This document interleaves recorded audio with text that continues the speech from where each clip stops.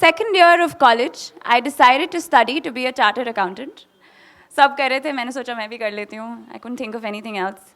I was deaf to all the voices inside my head, and so there were consequences. Right after college, I started working with a prestigious accounting firm. And it was amazing, corporate clothes and swanky offices, I felt like badi ho gayi main, adulthood had finally arrived. Except 3 months down the line, reality struck. And I realized that my seniors were not just my seniors, this was an epiphany. They were a projection of my future professional self. So it became pretty clear what my future was going to look like 3-4 years down the line. This was also the time that I discovered Acumen. For those who don't know about it, it's a global not-for-profit firm which works to harness the power of social entrepreneurship to solve some of the world's most pressing issues: water, sanitation, education, women's safety, etc. So 6 to 7 months into my stint at the big firm, I had 2 problem sets in front of me. One was, how do I make my multi-million-dollar client richer by helping it save tax? And the second was, how does one harness creativity, entrepreneurship, market mechanics, business sense to solve some of the world's most pressing problems? No points for guessing what I chose. So I chose the second. 1 year into my articleship, I quit.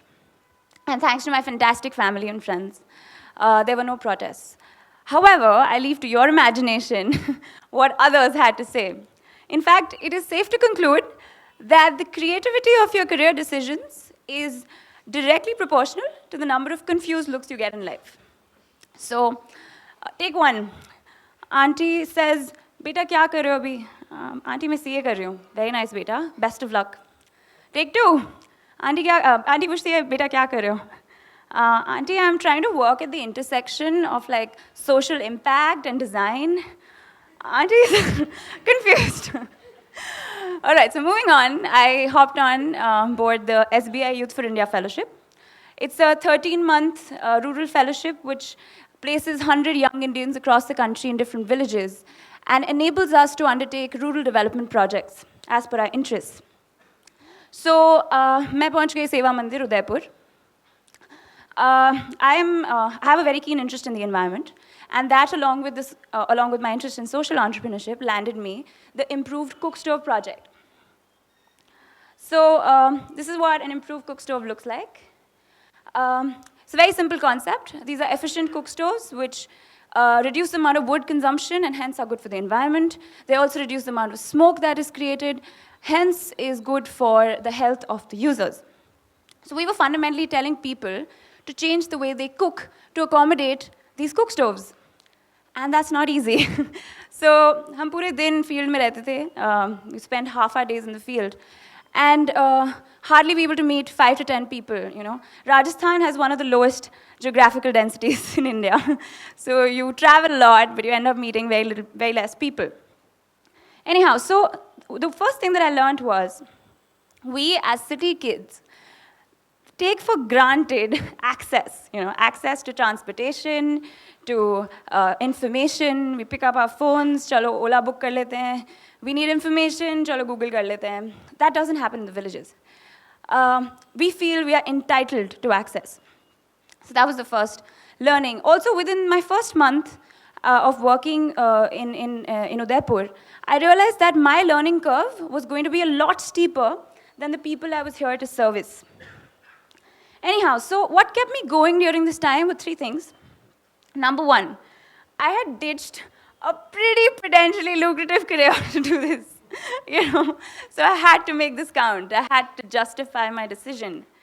Number 2, I had made a choice, or rather my project or my idea had the potential to affect lives. It had the potential to bring about change. That was a pretty motivating factor. And number 3 was, of course, the amazing friends that I made in Seva Mandir and the colleagues that I had, and they made for an excellent support system throughout my journey. So, kiya kya maine? So the first thing that I worked on was the communication toolbox.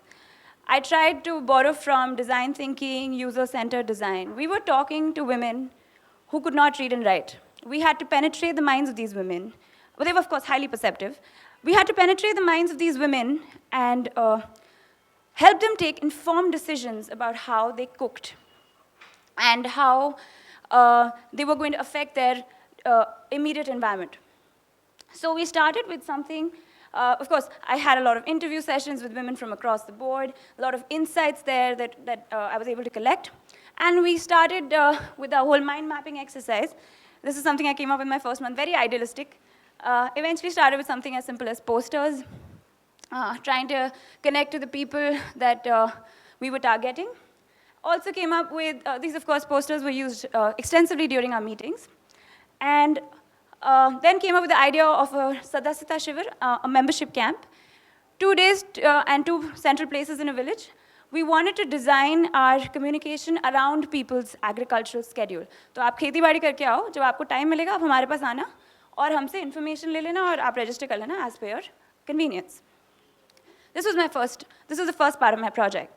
The second was establishing an ecosystem for the cook stoves. This was my main project.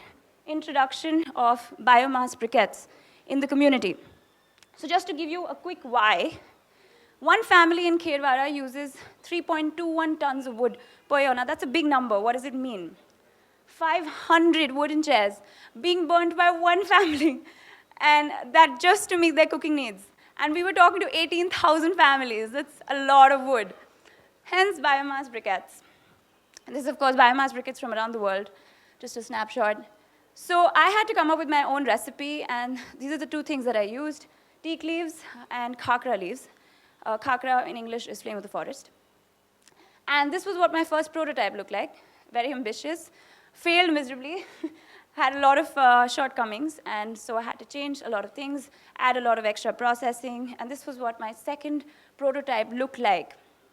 This was used in several types of stoves, and the results were encouraging. I was reaching the end of my fellowship, the results were encouraging, and Seva Mandir has this project now, and I hope that someday it can make the impact that I envisioned for it.